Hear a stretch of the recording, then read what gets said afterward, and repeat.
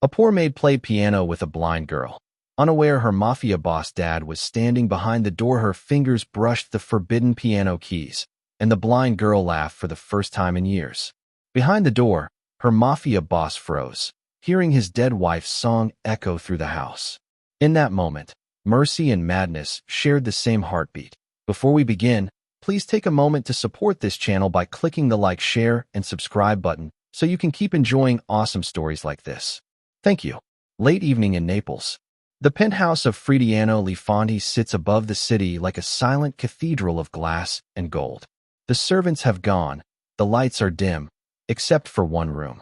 From behind its door comes a fragile sound, a piano playing the wrong notes. Leona Adams pauses mid-step, her rags still damp with polish. She shouldn't be here. Maids aren't allowed near the music room. But the melody is trembling, lonely, like a voice calling for help. She pushes the door open. A little girl sits at the grand piano, her eyes covered by a white silk blindfold. Tiny hands move uncertainly over the keys, searching. Leona whispers, "Would you like some help?" The girl tilts her head toward the sound. "You know how to play?" Leona hesitates, then smiles softly. A little. She sits beside her. Two pairs of hands, one rough from scrubbing floors, one small and delicate, find a rhythm together. The wrong notes begin to bloom into music. Behind them, in the half-open doorway, a man stands frozen. Fridiano Lifanti, the most feared name in Naples. But tonight, he looks nothing like a monster, just a father hearing his blind daughter laugh for the first time in years. Her name is Leona Adams, 26, born in the narrow backstreets of Naples, where hunger and hope sound the same. Music was her only escape, but dreams cost money, and she had none. Now she cleans the homes of people who own pianos she'll never touch. Until tonight. Because tonight, she touched one, and it may cost her everything. Morning arrived without mercy. Naples glimmered under a pale sun, the air outside thick with sea mist and car horns. But inside the Lifanti penthouse, everything felt muted, like the world was holding its breath. Leona folded her apron tighter around her waist and kept her eyes low as she entered the servants' corridor. The memory of last night pulsed in her chest. The music, the blind girl's laughter, the warmth that had filled that cold marble room. And then, the silence behind the door. Someone had been there. She had felt it. Her stomach twisted as the head housekeeper, Signora Bellini, stormed down the hall, heels striking the floor like gunshots. The woman's face was carved with permanent disapproval. "Leona," she snapped, her accent sharp as vinegar. "You are to go upstairs." Immediately, Leona froze mid-step. "Upstairs. To the boss's office," Bellini hissed. "You know which door." For a moment, Leona couldn't breathe. No one ever got summoned to that office unless something was terribly wrong, or terribly final. The older maid passing by crossed herself. Another whispered, "Poor girl. She lasted longer than I thought." Leona swallowed. Her throat was dry as dust. The private elevator ride felt endless. By the time the doors opened, her reflection in the polished metal looked like someone else, pale, wide-eyed, trembling. A man in a dark suit, one of Fridiano's guards, nodded for her to enter. The office beyond was silent except for the hum of city life bleeding through the glass walls. Sirens, traffic, and the faraway toll of church bells. Fridiano Lifanti sat behind a mahogany desk, his sleeves rolled to his elbows, a half-empty glass of scotch beside a stack of documents. The morning light cut across his face, revealing eyes that had seen too much. He didn't look up right away. He was studying something, a folded piece of sheet music. Leona stood just inside the doorway, hands clasped so tightly that her knuckles turned white. "Do you know what this is?" His voice was quiet, not angry. Worse, almost gentle. She blinked. "No, sir." He turned the paper toward her. "The song you played last night. My wife wrote it." Her breath caught. He set it down, finally meeting her eyes. "I haven't heard it since the night she died." Leona's knees nearly gave way. I'm so sorry, sir. I didn't mean to touch what isn't yours." His tone sharpened slightly, then softened again. "No, you don't need to apologize." He rose from his chair, walked around the desk, and leaned against its edge. His gaze was unreadable, but something in it flickered, something fragile, unguarded. "My daughter laughed last night," he said quietly. "I hadn't heard that in years." Leona's chest tightened. She laughed because of you, he continued. You sat beside her, played with her, helped her find the music again. I only wanted to help, Leona whispered. He studied her a moment longer. Good. Then you'll continue. Her head snapped up. Continue. He nodded. Rosita has refused every tutor I've hired. But you. He let out a faint exhale. You managed what none of them could. Leona stared at him, uncertain she'd heard correctly. You want me to teach her? Help her. Play with her. Whatever it takes. For a moment, she said nothing. Then, softly, sir. I'm not a teacher. I'm just a maid. Then you'll be a maid who teaches, Fridiano replied. You'll report directly to me. No one else. His tone left no room for argument. When Leona returned to the servants' quarters, whispers followed her like smoke. She went up to the boss's office and came back alive. More than alive. Look at her. She's been promoted. Promoted? Or marked? Leona ignored them, but the words burned. She wasn't promoted. She was exposed. The closer she was to Fridiano Lifanti, the more dangerous her world became. By noon, the entire household knew. Signora Bellini found her in the laundry room, her expression tight with resentment. You've made quite the impression, Bellini said coolly. Don't think it will last. The boss changes his mind like the wind. I didn't ask for this, Leona murmured. No one ever does. The woman's voice lowered. A word of warning, ragazza. The closer you get to power, the colder it gets. That evening, Leona returned to the music room. The curtains were open, revealing the city stretched out beneath a violet sky. Rosita sat waiting, her small fingers tracing the piano's edge. Miss Leona, the girl asked. Is it true Papa said you can stay? Leona smiled faintly. It seems so. Rosita grinned. Then we can finish the song. Leona hesitated. You remember it? Every note, Rosita said proudly. It's the only one that makes Papa stop pacing. They played together, their hands finding the melody again. Rosita's laughter filled the room like sunlight breaking through clouds. Fridiano stood at the far end of the hallway, unseen, one hand resting against the wall. He wasn't sure what startled him more, the music or the sound of his own heart remembering how to beat. Later that night, Leona walked home through the narrow streets of the Spanish Quarter. The smell of garlic and rain drifted from open windows, scooters buzzed past, carrying boys who looked too young to be lost already. She thought of Rosita's laughter, of Fridiano's eyes, of the dangerous warmth that had begun to stir in the coldest house in Naples. She knew kindness in his world was a fragile thing, a candle flickering in a storm. But for now, it was still burning. And as she reached her small apartment above the laundry shop, she whispered to herself, let it burn a little longer. In life, sometimes the smallest act of courage draws the eyes of those who could end you or save you. Leona's choice to play that piano changed everything. How many times have we stayed silent out of fear, only to regret it later? Don't let fear steal your moments. Subscribe so you never miss stories that remind you. Even in the darkest worlds, a single kind act can echo louder than power. And tell me in the comments, would you have played that piano or walked away?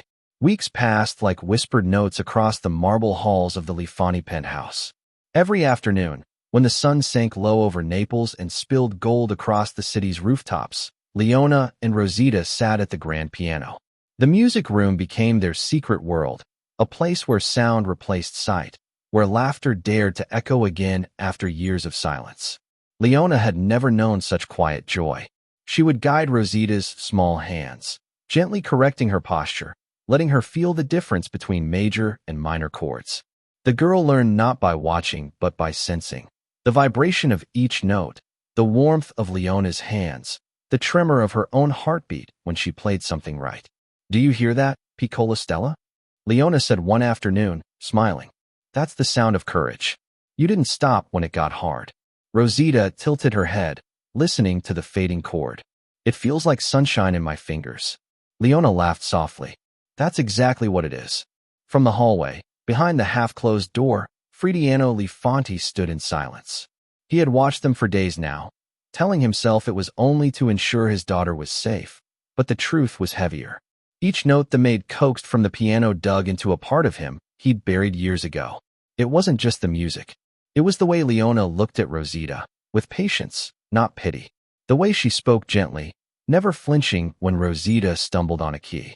And it was the sound of his daughter's laughter, fragile but alive, that brought the ghost of his late wife back into the room. He remembered her sitting at that same piano, her hair brushing her shoulders, her voice humming a lullaby that had once made even this ruthless house feel like home. Vento d'oro, the wind of gold. Her song. Fridiano's hand tightened around the glass of wine he held. How could something as innocent as a melody hurt more than bullets ever did? Downstairs, the mansion buzzed with unease. Servants whispered whenever Leona passed. Guards exchanged glances when Fridiano paused outside the music room. And Rocco Santini noticed everything. Rocco had served Fridiano since they were boys, through wars, betrayals, and blood. His loyalty was carved in violence, not affection. He knew what softness did to powerful men. It made them slow, vulnerable, dead. So when he found Fridiano standing again outside the music room one evening, listening to the maid and his daughter play, Rocco's jaw tightened. "Boss," he said quietly, stepping closer. "You've been spending a lot of time here." Fridiano didn't look at him. "My daughter's learning music. That's all." Rocco gave a dry laugh. "Since when do we pay servants to teach? Eh? You've got her sitting in your wife's chair, touching your wife's piano. You think the men don't notice?" Fridiano turned then, his stare sharp as a blade. "Watch your tongue." Rocco raised his hands, smirking slightly. "I'm only saying what they're already whispering. The dawn's getting soft. All because of a girl who smells of soap and fear." Fridiano's jaw flexed. "She made Rosita laugh. That's more than any doctor, any priest, or any of your soldiers ever managed." "Yeah," Rocco said. "But laughter doesn't stop bullets." He took a step closer, lowering his voice. "I've seen what happens when men like us start feeling again. Emotion gets men killed, capice? You taught me that yourself." Fridiano said nothing. He just stared through the half-open door at the two figures by the piano, the maid and his daughter, bathed in the glow of the setting sun. Rocco watched him for a long moment, then shook his head and walked away. Later that night, Fridiano sat alone in his study, staring at the framed photograph on his desk, his wife, Eleonora, smiling beside a much younger version of himself. The edges of the photo were cracked, worn from years of being handled and hidden away. "You'd hate me for what I became," he murmured. "But she reminds me of you." His voice was barely audible, swallowed by the hum of the city beyond the glass walls. He poured another glass of scotch, but didn't drink it. Instead, he turned toward the faint echo of piano keys drifting through the corridor. Maybe Rocco was right. Maybe this softness, was dangerous. But if danger sounded like his daughter's laughter, maybe it was worth it. The next afternoon, Leona arrived early to prepare the piano. She didn't notice the heavy footsteps behind her until a voice spoke from the doorway. "You're changing her." Leona spun, startled. Fridiano stood there, his expression unreadable. "I'm sorry, sir," she said quickly. "If I've done something wrong." "No," he interrupted. "You're doing something I never could. You're giving her back her joy." Leona blinked, unsure how to respond. "She's a special girl, sir. She feels the world in ways we can't." He nodded slowly. "She takes after her mother in that." Something softened in his voice, something almost human. "Do you play Mr. Lifani?" she asked carefully. He almost smiled. "Once. But that was another lifetime." She hesitated, then said gently, "Maybe it's time to remember it." For a heartbeat, their eyes met. Then Fridiano turned and left, his silence saying everything he couldn't. That night, when Leona left the penthouse, the air outside was cool and sharp. She walked home through the winding streets, humming the tune Rosita had been practicing. The melody seemed to follow her, carried on the sea breeze that rolled through the city. But even as she smiled to herself, a shadow lingered in the back of her mind, the feeling that something was shifting inside the house of Lifani. Kindness had entered a place built on fear. And kindness, she knew, was the one thing that could both save and destroy. Rocco's warning hits harder than it should. Emotion gets men killed. But how many of us bury our feelings just to survive? How many times have you silenced your heart because the world told you it was weakness? Don't bury stories like this. Hit subscribe and comment, "I feel this," if you've ever hidden your heart when all it wanted was to be heard. The storm began quietly, not with thunder, but with paper. It was late evening when Leona stayed behind in the music room, waiting for Rosita to finish her warm milk and bedtime stories. The city lights glittered across the Bay of Naples, their reflections trembling against the glass walls like restless ghosts. She sat at the piano, tidying Rosita's music sheets. When she lifted the padded bench to store them away, her fingers brushed against something hidden beneath the lining, a sealed envelope, yellowed with age. Her breath caught. The paper smelled faintly of perfume and dust. The handwriting across it was elegant, unmistakably feminine. To Fridiano. Leona froze. Every instinct told her to stop, to put it back, but curiosity whispered louder. Her thumb brushed the edge of the seal, tracing the wax like a wound. The envelope had been waiting there for years, untouched, forgotten. For a moment, she imagined the woman who had written it, the boss's late wife, whose presence still haunted every corner of the penthouse. Her reflection wavered in the piano's polished lid. She saw her own eyes, uncertain, frightened, yet drawn towards something sacred. With trembling hands, she lowered the envelope back into its hiding place and closed the bench. Some doors aren't yours to open, she told herself. Not in this house. But she couldn't shake the feeling that the letter had wanted to be found. Later that night, when the house had gone still, Leona returned for her forgotten cleaning cloth. The music room was dim, the lamps turned low. She bent down to pick up the cloth and heard a sharp voice behind her. What are you doing here? Leona turned, startled. In the doorway stood a tall, silver-haired woman dressed in black lace. Regal, severe, her eyes like polished steel. It was Signora Lucia Lifanti, Fridiano's mother. The matriarch. Leona's throat went dry. I was just. Servants are not permitted in this room after hours. Lucia cut in, stepping forward. Especially alone. I was only cleaning, Signora. Don't lie to me. Lucia's gaze swept the room, lingering on the piano. You touched it again, didn't you? My son may be blind to your little tricks, but I am not. Leona's heart pounded. I swear I meant no harm. You've forgotten your place, the older woman hissed. Do you know what happens to people who overstep in this house? Leona swallowed hard, forcing her voice steady. If I've done wrong, then I'll accept whatever punishment you see fit. But please don't speak ill of Rosita's lessons. She loves them. She's happy again. Happy. Lucia's tone turned cold as marble. You think you bring happiness into this house? My son lost his wife because of weakness, because he let love soften him. I will not watch you do the same. Lucia's voice rose sharply, echoing down the hall. You are finished here. Pack your things and leave before dawn. The sound carried. Doors opened. Servants peeked from corners like frightened mice. Leona stood frozen, the piano behind her gleaming like an accusation. And then, Mother! The voice that filled the hall was low, quiet, but it silenced every whisper. Fridiano Lifanti stepped from the shadows, his suit jacket unbuttoned, his eyes dark as storm clouds. Lucia stiffened. Fridiano, what did you just say to her? I said she's dismissed. This woman doesn't belong near your child. She's meddling with memories that should stay buried. Fridiano's gaze shifted to Leona. She looked terrified, clutching the cloth in her hands like a shield. Then he turned back to his mother. You don't decide who belongs near my daughter, he said evenly. Lucia's voice cracked. You think I don't see what's happening? You think I don't notice the way you look at her, like she's some ghost come back to? Enough. The word landed like a gunshot. Silence filled the corridor. Fridiano took a step forward, his expression unreadable. She stays. Rosita needs her. Lucia's lips trembled, but she said nothing more. With a bitter turn, she walked away, her heels striking the marble like knives. When she was gone, the staff scattered. Only Leona remained, still trembling. Sir, I didn't mean to cause trouble. Fridiano sighed, rubbing the bridge of his nose. You didn't. My mother lives too much in the past.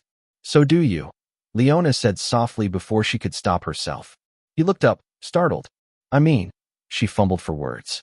We all do sometimes. Fridiano studied her for a long, unreadable moment, then turned away. Go get some rest, Leona. Tomorrow, teach Rosita the slow version of the piece. She rushes it when she's excited. His tone was calm, but his eyes betrayed him, a flicker of something raw, uncertain. By morning, the house was different. The servants avoided her gaze. Conversations stopped when she entered a room. Whispers trailed her like shadows. She defied the matriarch and lived. No one's ever seen the Don defend a maid. Maybe she reminds him of his wife. Or maybe, One of the younger maids murmured, "She's cursed him." Even Rocco Santini, ever watchful, seemed to study her longer than before, his smirk hiding something sharper. Leona carried on silently, keeping to her duties, though her pulse never settled. She hadn't meant to stand out. She had only meant to be kind. But in a house like this, kindness drew blood faster than bullets. That night, after the corridors went quiet, Fridiano sat alone in his study. The storm outside was rolling in from the sea, lightning flashing against the window glass.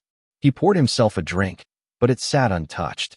His gaze lingered instead on the photograph of Eleonora, his wife, smiling beside the piano. He opened the drawer beneath it and pulled out another photo, faded with time. Eleonora holding baby Rosita, sunlight spilling through the villa's courtyard. Leona's laughter from earlier drifted faintly through the walls, the same soft, melodic sound that had once filled this house long ago. Fridiano set the photo down and leaned back in his chair. Coincidence, he murmured. Or something else? He wasn't sure which thought frightened him more. Outside, the storm broke open. And somewhere in the piano room, the hidden letter lay waiting, its seal still unbroken, its truth patient and silent. They said she crossed a line. That kindness was her mistake. But isn't that what we all fear? That one act of compassion could cost us everything? Don't let this story fade into silence. Subscribe now, because the next chapter will show how even mercy can turn deadly. And tell me in the comments, would you have opened that letter or walked away from its secret? The first signs of betrayal never sound like gunfire. They whisper. They slip through corridors and over marble floors, hidden in glances, in the weight of silence after laughter dies. Rocco Santini noticed it first, the way Fridiano's voice softened when he spoke about the maid. The way the piano room, once a mausoleum, now echoed with music again. To him, it wasn't tenderness, it was weakness. And weakness, in their world, was fatal. That morning, Fridiano stood by the balcony, a cigarette burning low between his fingers. Naples sprawled beneath him, restless and golden in the haze. "Boss," Rocco said from the doorway, tone cautious but edged with steel. "You've been distracted." Fridiano didn't turn. "You call it distraction. I call it peace. For once, peace gets men killed." Fridiano glanced back, one brow lifting. "You think I've forgotten what kind of world we live in?" Rocco stepped forward. "No, but I think you're trying to. That maid. Her name is Leona." The interruption was quiet, but sharp. Rocco hesitated only a moment before pushing on. "Leona. She's in your daughter's life, your home, your head. That's too close for comfort. You don't know her past. For all we know, someone sent her." Fridiano turned then, the cigarette glowing in his hand like a warning light. "Enough." Rocco's jaw tightened. "You think I don't see it? She's changing you. The men are whispering, Fridiano. They say you're losing your edge. That maybe the dawn of Naples is going soft." Fridiano's gaze flicked toward the piano room. Faint laughter from Rosita drifted through the air. For a heartbeat, warmth touched his face. Then it vanished. He stubbed the cigarette out and said, "Watch your words, Rocco." Rocco nodded stiffly, masking his fury. "Always, boss." That night, when the house slept, Rocco returned. He moved through the shadows with the familiarity of a man who'd long lived in them. The piano room glowed faintly with the light of the city beyond the windows. He wasn't looking for beauty. He was looking for proof. He searched the piano, the shelves, the drawers. Then his hand brushed against something, the hidden envelope inside the bench. He drew it out. The name written across it stopped him cold. To Fridiano. His first thought was to hand it over. His second, more poisonous, was that this letter could serve a different purpose. Rocco tore the seal open and read. It was brief, written in the looping, graceful hand of a woman who knew her end was near. "If you ever forget how to love, listen for our daughter's laughter. It will lead you home. Do not choose vengeance over life, Fridiano. You'll lose her too." Rocco stared at the words, his pulse tightening. He folded the letter carefully, slipped it into his coat pocket, and smiled to himself. "This," he muttered, "will break him faster than bullets." The next morning, Fridiano found Rocco waiting in his office. "You were right," Rocco said, sliding a single photograph across the desk. "Leona, sitting at the piano with Rosita. She's been snooping. Found something she shouldn't have." Fridiano frowned. "What are you talking about?" Rocco leaned closer. "A letter. In your wife's old piano bench. I caught her with it last night. Fridiano's hand stilled. A letter. From Eleonora. Rocco's tone darkened with false pity. You should have seen her face, boss. She looked like she'd struck gold. I think she wanted to use it, maybe sell it, maybe just to keep your sympathy. Women like her, they know how to act helpless. Fridiano's jaw clenched. The faintest tremor rippled through his composure. You're sure she took it? I saw it with my own eyes. A lie, smooth as silk. Fridiano turned away, walking to the window. And what did you do? Nothing yet. I wanted you to decide what happens next. The Don didn't answer. His reflection in the glass looked older, colder. Keep her under watch, he said finally. And no one tells Rosita. Rocco nodded. Understood. As he left, satisfaction gleamed behind his eyes. The first fracture had been made. Leona noticed the change before anyone said a word. Fridiano no longer lingered near the piano room. He no longer asked about Rosita's progress, no longer paused at the sound of music. His gaze, once uncertain but gentle, was now guarded, unreadable. When she greeted him in the hallway, he simply nodded, curt and distant. Rosita, too, felt it. Children always do. One morning, as Leona guided her small hands across the keys, Rosita stopped mid-melody. Why does Papa sound sad again? She whispered. Leona hesitated. He's busy, cara mia. Important things to do. But he doesn't talk anymore. Not even when I play his song. Her fingers faltered. The last note hung in the air, unfinished, like a breath that refused to leave. Leona forced a smile. Then we'll just have to remind him, won't we? But Rosita shook her head. He won't listen. The child closed the piano lid and folded her hands in her lap. When Mama died, he stopped listening too. I think he's afraid of music. Leona's throat tightened. Why would he be afraid? Because it makes him remember, Rosita said softly. And from that day on, the piano room fell silent. In another part of the house, Fridiano sat in his office, the walls closing in around him. He had ordered distance, but the echo of that decision gnawed at him. He'd seen Leona's expression, the confusion, the quiet hurt. It mirrored something he once saw in Eleonora's eyes the night before she died, a plea for him to let kindness win, just once. He poured himself a drink, but didn't touch it. Rocco entered quietly. It's done. She keeps to herself now. No more lessons. Fridiano only nodded. Rocco hesitated, then added with a smirk, Good. You're thinking clearly again. But Fridiano didn't respond. He simply stared at the wall, at the framed photograph of his wife, her smile dim under the lamp's glow. For a moment, he thought he heard faint music. Not in the room, but somewhere deep inside. A ghost note that refused to die. Days passed. The mansion grew colder. Rosita spent her hours by the window, tracing raindrops with her fingertips, listening for footsteps that never came. Leona worked in silence. She moved like a shadow, careful not to meet anyone's eyes.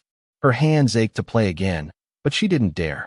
And Fridiano, powerful, untouchable Fridiano, began to realize that the quiet he'd chosen sounded far too much like loneliness. Rocco's warning hits harder than it should, because he's right about one thing. Sometimes, we bury our hearts to survive, and in doing so, we kill everything that could save us. Don't bury stories like this. Subscribe now and comment, I feel this, if you've ever hidden your heart to stay safe. Because silence, once it settles, is harder to escape than any prison. The house had grown eerily quiet. No piano, no laughter, just the hollow echo of footsteps along marble floors that seemed to mourn something lost. Leona still cleaned, but her hands moved without rhythm now, her heart absent. Fridiano kept to his office. And Rosita, once a melody in motion, had turned to silence. She sat alone most days, tracing the smooth edge of the piano bench as though the wood might speak. Somewhere in her young heart, she knew. Music had stopped because truth had been hidden. And one afternoon, she decided to find it. Rosita waited until the maids left for the market, until Leona had gone to deliver linens upstairs. She walked barefoot into the music room, her small cane tapping gently against the marble. Papa says Mama used to hide things here, she whispered, running her fingers along the edge of the piano. Secrets only music could keep. Her palms brushed dust, then fabric, then something sharp, paper, torn paper. Rosita froze. The sound of the fragile tear felt like thunder in her mind. Her fingers followed the fragment. She could just make out faint handwriting, loops of ink, soft as memory. She pressed it to her chest. Mama.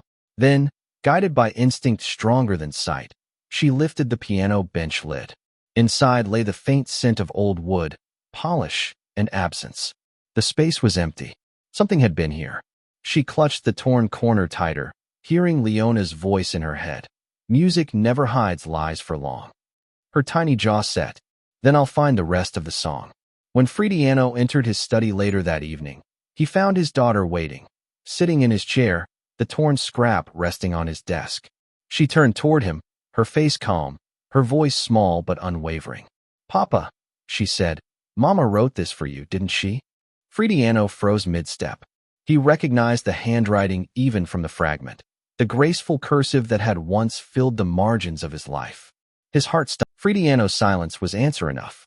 She said, If you ever forget how to love, Rosita continued, her small voice trembling, then something about my laughter, that it would lead you home. Each word felt like a blade twisting under his ribs. Fridiano sank into the chair opposite her. For the first time in years, he couldn't mask his face. His voice cracked. She wrote that before she died. Rosita tilted her head. Then why didn't you read it? Because I was too afraid to hear what I'd become, he wanted to say. Because her last words might have broken the man I thought I needed to be. Instead, he whispered, because I didn't know it existed. She leaned forward, sensing his grief. Papa, you have to find it. The rest of it. Fridiano looked at her, truly looked, and something in him fractured. His daughter, blind yet seeing more than anyone else, had just stripped away every wall he'd built. He stood abruptly. Stay here, he said, voice low, controlled only by will. Don't move until I come back. Fridiano stormed through the corridors, fury simmering beneath his calm. Every servant who passed felt it, the weight of a storm in human form. He found Rocco in the east wing, leaning against the doorway of the billiard room, cigarette between his teeth. Where's the letter? Fridiano demanded.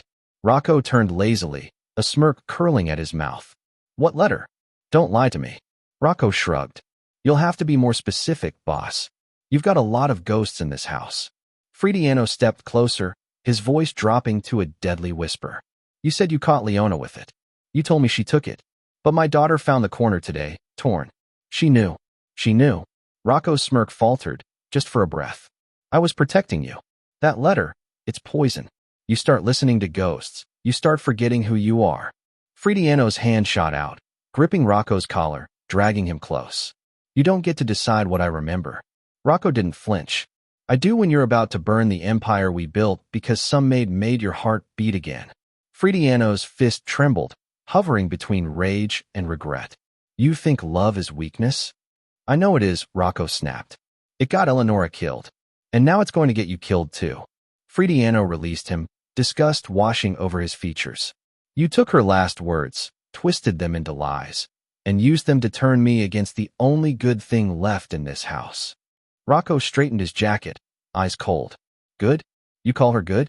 She's a distraction, Fridiano. A threat. You're too blind to see it.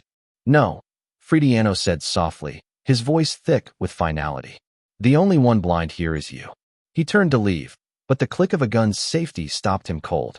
Rocco's voice hardened. You think you can walk away from me after all we've done? I made you, Fridiano. You'd still be nothing but a thug in an alley if it weren't for me. Fridiano's tone was ice. Then maybe I should have stayed there. For a tense second, the world held its breath. Then Fridiano moved, faster than Rocco expected. His hand struck the gun aside. It clattered across the marble floor.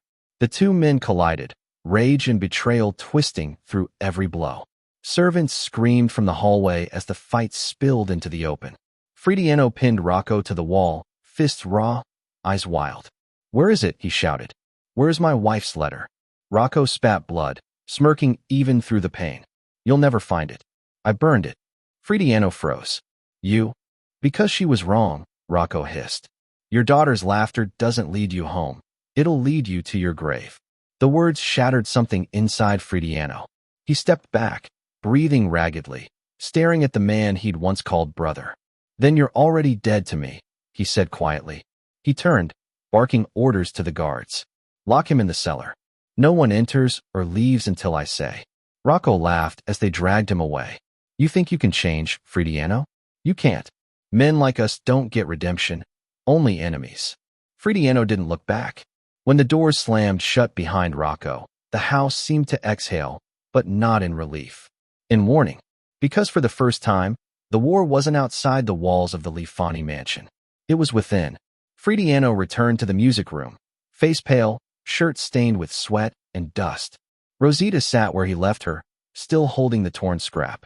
He knelt beside her, voice breaking. You were right, my little star. Mama did write this for me, and I should have read it long ago. Rosita smiled faintly and reached for his face, tracing the lines of sorrow there. Then listen to it now, Papa, with your heart. He took her small hands and whispered, I will. The storm broke just after midnight.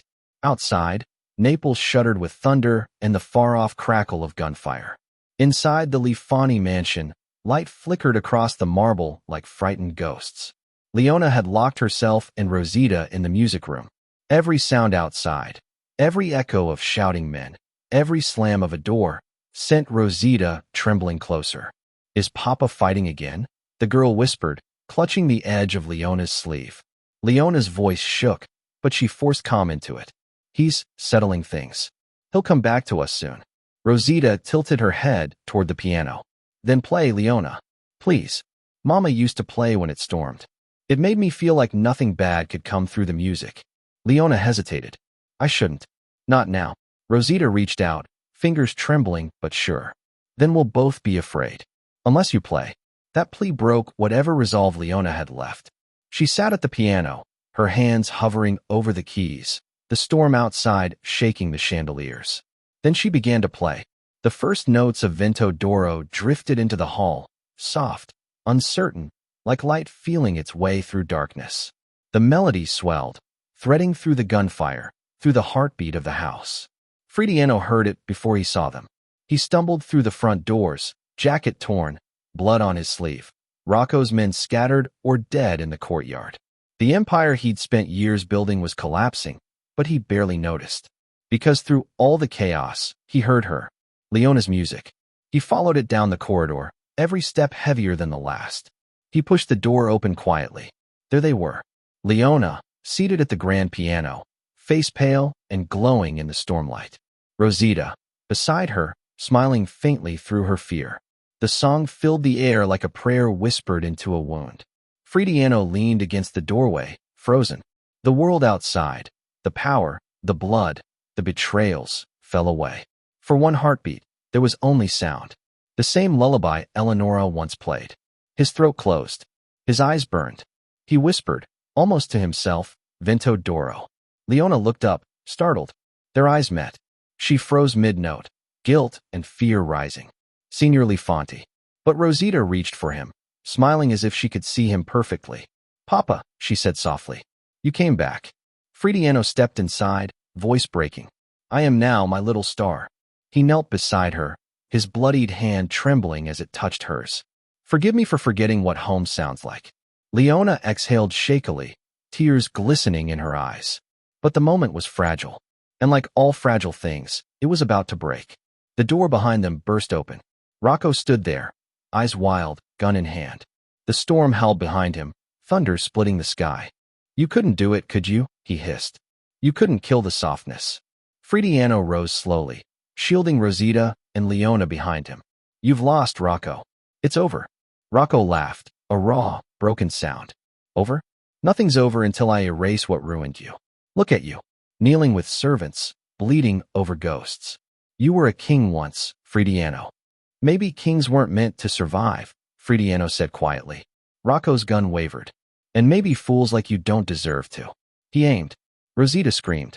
Fridiano moved without thinking. Instinct, not courage. The shot cracked like thunder. For a moment, Leona thought the sound came from outside.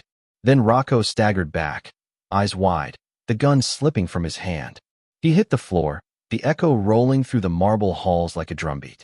Fridiano stood motionless, the smoking pistol still in his hand. His face was unreadable, part grief, part relief, part ruin. Leona covered Rosita's ears. The girl was trembling, whispering through sobs, Papa? Are you there? Fridiano dropped the gun, his voice barely a whisper. I am now my little star. He crossed to her, knelt, and gathered her into his arms. Leona moved closer, gently brushing dust from Rosita's hair, her own tears falling freely. The storm outside began to quiet. In the stillness that followed, the piano's final chord hung between them, trembling. Fridiano held his daughter tighter, whispering against her hair. Your mother used to play that song when she wanted me to come home. I never listened. Not until now. Rosita smiled weakly, pressing her hand to his heart. Then she's happy, Papa. You listened. Leona said nothing. She simply watched the man who had once terrified the city reduced to what he truly was, a father kneeling beside the child who had saved him. For the first time since she'd entered the Lifani house, Leona saw Fridiano not as a legend or a danger, but as a man broken open by love. He looked up at her, eyes glistening. You brought her laughter back. You brought me back. Leona shook her head. It wasn't me, Signor Lifanti. It was the music. It's always been her voice calling you. Fridiano gave a small, tired smile. Then promise me, don't ever let it go silent again. Leona nodded. Never. She reached out and pressed a single key, a quiet note that hummed between heartbeats. Rosita joined her, finding the harmony by memory. Together, they played the last bars of Vento d'Oro. The melody rose like sunlight over ashes, pure, steady, defiant. Outside, the rain began to fall. Not like a storm, but like forgiveness. When the last note faded, Fridiano whispered, she'd be proud. Who? Rosita asked, resting her head against his chest. Your mother. She's here tonight. I can feel her. Leona closed the piano, her fingers trembling. Then maybe she was the one who sent the song back to us. No one spoke after that.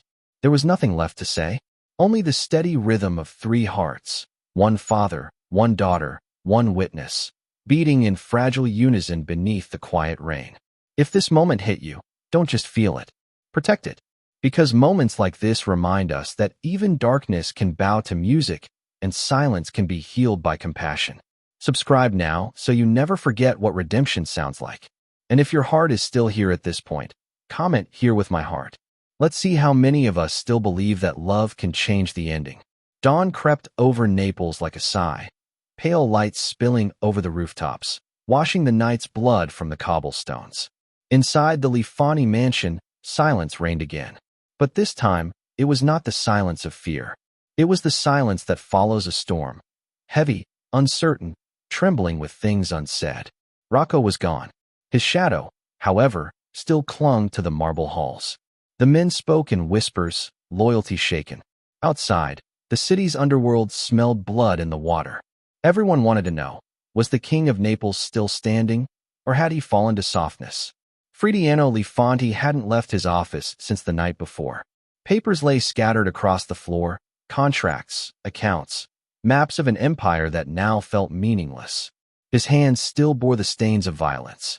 His heart, the deeper ones. Leona came to the doorway, hesitant. Signor Lifanti? He didn't look up. You shouldn't be here. Her fingers tightened around the fabric of her apron. Your daughter asked for you. She won't eat. A bitter smile ghosted across his lips. She's too much like her mother. Leona stepped closer. And like you, when you forget what you're fighting for. That caught him. He raised his head, the exhaustion in his eyes raw and human. I've spent my life fighting for everything except peace, Miss Adams. Do you know what that makes me? She met his gaze steadily. It makes you someone who still has a chance to stop. Fridiano leaned back, exhaling. The mask of the dawn was slipping. You think stopping is that simple? Rocco's men won't stay quiet. There are debts, enemies, oaths signed in blood. If I die, Rosita will be next. And you? He rose and walked toward her, his voice low but urgent. You need to leave. Tonight. Before the city remembers who I am. Leona swallowed hard. Leave? I can protect you only from within these walls.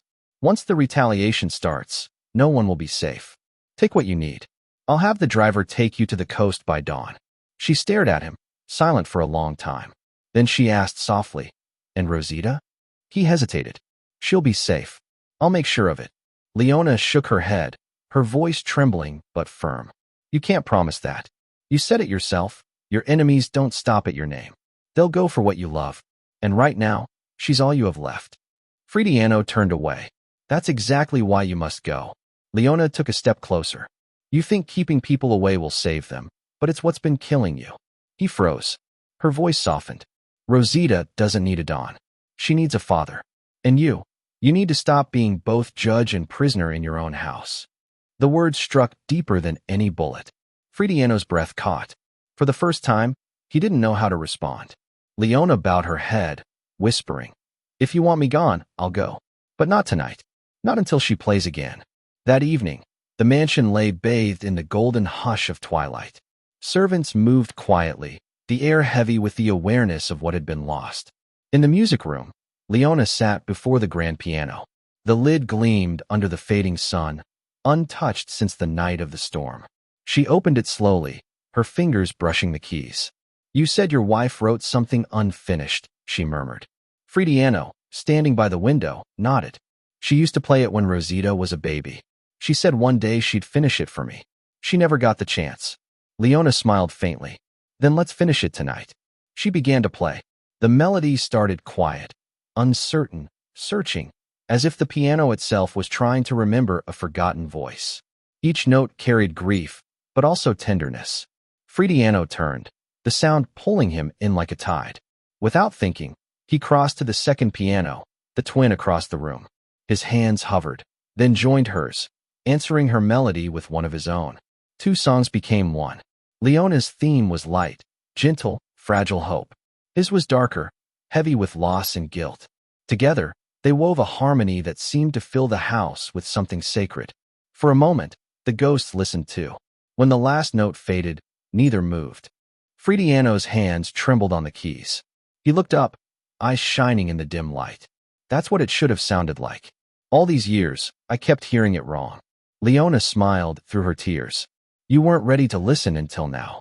He laughed softly, not the cruel laugh of the dawn, but something weary, almost childlike. And you make even my sins sound like forgiveness. Music doesn't forgive, she said. It understands. That's enough. He stood, crossing the room. You shouldn't be here, Leona. You were never meant for this world. Maybe, she said quietly, but I was meant to find her. And maybe to remind you what her mother wrote. That laughter could lead you home. He looked at her then, truly looked, not as a servant, but as someone who had seen his worst and still hadn't turned away. Leona, he began, voice unsteady. If you stay, it won't be as a maid. She blinked, unsure if she'd heard right. What do you mean? He stepped closer, the storm in his eyes now gentler. Rosita needs more than protection. She needs love, music, light, all the things I can't give her alone. Stay as her teacher, as the person who reminds us both what normal feels like. Her breath caught. And you? He gave a faint smile. Maybe I'll learn to be human again. Leona looked down, torn between gratitude and fear. You're asking me to stay in a house surrounded by enemies. I'm asking you to stay in a house that finally wants to heal. The words hung between them, heavy and fragile. Rosita appeared quietly in the doorway, clutching her toy rabbit. Leona. Leona turned. Yes, little one. Are you leaving? Leona glanced at Fridiano, then back at the girl. Not if you still want to play. Rosita smiled. Then stay forever. Fridiano knelt beside his daughter, pulling her close. His eyes met Leona's over the child's head, and in that silent exchange, a promise formed. No more lies. No more running. Only music. That night, the house slept under uneasy peace. Outside, the sea whispered against the cliffs. Inside, faint strains of vento d'oro floated through the air, not from fear or mourning, but from rebirth. Leona played softly in the dark, her hands steady at last. Fridiano stood by the door, listening. When she finished, he whispered, Thank you. For what? For staying. Leona turned, smiling faintly. Don't thank me yet. You still have to learn your part. Fridiano chuckled, a quiet, real sound that startled even him. And as dawn approached once more, two melodies, one of sorrow, one of hope, wove together again, promising that even in a world of violence, harmony could still survive. Rome, 1 year later. The Teatro di San Carlo glowed like a crown of gold under the winter moon. Inside, its chandeliers burned bright, scattering light over an audience that had come expecting music, but would leave witnessing redemption. The program read, The Lifani Foundation for Orphan Children, grand opening charity concert. No one in the crowd said it aloud, but everyone knew what it meant. Naples' once feared mafia dynasty had been reborn, not through guns, but through grace. Backstage, Rosita Lifanti sat quietly at the piano bench, her small fingers tracing the smooth, ivory keys. She was taller now, her posture confident, her eyes still clouded but calm. Leona adjusted the folds of the white dress Rosita wore. Simple, elegant, a far cry from the dark halls where they'd first met. "Are you nervous?" Leona asked softly. Rosita smiled, tilting her head toward the sound of her voice. "A little, but Mama used to say, if you're nervous, it means your heart remembers you care." Leona brushed a tear before it could fall. She was right. From the side of the stage, Fridiano watched them, a man unrecognizable from the one Naples once feared. The sharpness in his eyes had softened.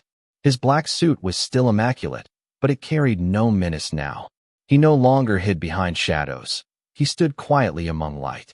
"Signor Lifanti," a journalist whispered from the wings. "Is it true this foundation is named after your late wife?" Fridiano nodded.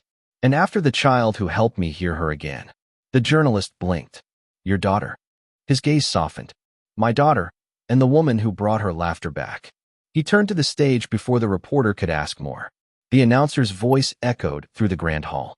"Ladies and gentlemen, the Lifanti Foundation presents Vento d'Oro, composed by the late Eleonora Lifanti and completed by her daughter, Rosita, and her teacher, Leona Adams." The applause rose like ocean waves. Leona's hand brushed Rosita's shoulder. "It's time, little star." Rosita nodded, steady and radiant. The first note silenced the crowd. It began with Leona, soft, almost trembling, a memory in motion. Then Rosita's smaller hands joined, filling the gaps, completing what had once been broken. Together, they played Vento d'Oro, the golden wind. The music flowed like sunlight after a storm. Every note told a story, of marble corridors and forbidden songs, of a father lost in darkness and a maid who dared to bring light. Rosita leaned into the melody, her face turned toward the unseen audience. She could not see their faces, but she felt them, the breaths held, the tears stifled, the hearts remembering something they thought they'd forgotten. Fridiano stood behind the curtain, one hand pressed against the frame for balance.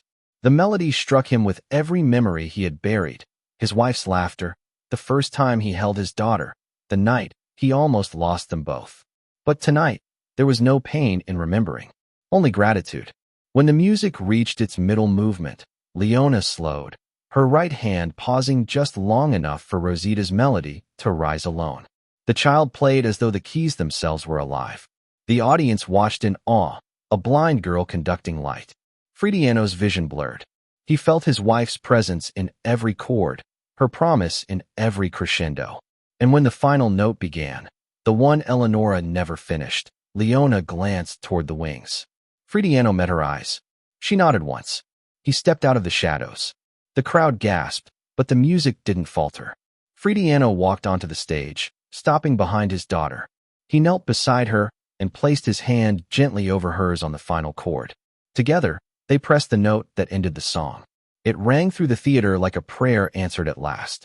Silence followed. A heartbeat, too. Then the applause erupted, thunderous, unstoppable. Rosita turned her head toward the sound, smiling as tears ran down her cheeks. "Papa." Fridiano leaned close, whispering so only she and Leona could hear. "Your laughter led me home." Rosita reached for his face, her small fingers tracing the lines of it, like reading a map of forgiveness. "And Leona showed you the way." Leona's eyes filled with tears she didn't bother to hide. She bowed her head slightly, whispering, "No." It was the music. It always knew where home was. Fridiano rose, helping his daughter stand. Together, they faced the audience, the feared man, the blind girl, and the maid who had rewritten their fate. For once, the applause wasn't for power. It was for peace. After the performance, the crowd still hummed with the echo of Vento d'Oro. Reporters gathered in the aisles, whispering in disbelief that the Lifanti name now stood for something good. On stage, Rosita clung to Leona's hand. "Did Mama hear it?" Leona smiled through her tears. "She heard every note, my love." Fridiano joined them, his voice low and steady. "She's proud." I can feel her in the wind. Rosita tilted her face upward. Then maybe the wind is her way of clapping. They laughed, soft, tender, unguarded. Fridiano turned to Leona, his voice barely a whisper. You could have left. You should have. But you stayed. Leona met his gaze. Sometimes leaving is easy. Staying, that's the real courage. He nodded slowly, eyes glistening. Then stay, Leona. Not for duty. Not for me. For us. For this new life we're building. She looked at him. The man who had once ruled through fear, now asking not for loyalty, but trust. And in that moment, the past loosened its grip. Leona smiled softly. I already did. As the curtains closed, the theater lights dimmed, and the applause faded into the hum of night. Outside, the Roman streets glittered under the stars. Fridiano stood for a long time beside the doors, watching Rosita laugh as she described the way the crowd sounded like joy. Leona stood beside him, her hand brushing his as they listened. For the first time, the Lifani family didn't fear the dark, because now they carried their own light.